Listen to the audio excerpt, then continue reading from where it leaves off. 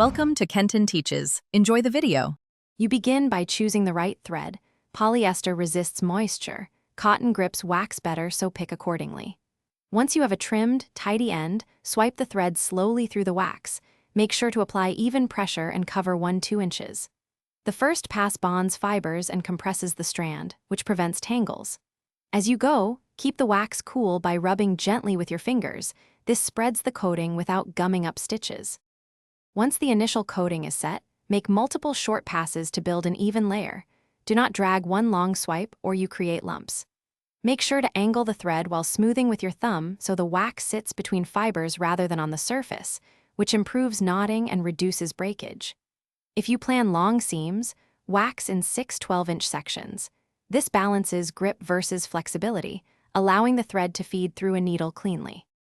To finish, let the wax cool fully, then run the thread between your fingers to even tension and trim any overloaded areas. If the thread grabs or sticks while sewing, warm it briefly in your hands to soften the coating, then re-smooth.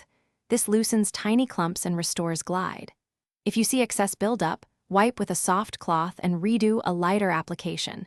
This fixes snagging without weakening the wax seal. Keep wax in a cool, dry place.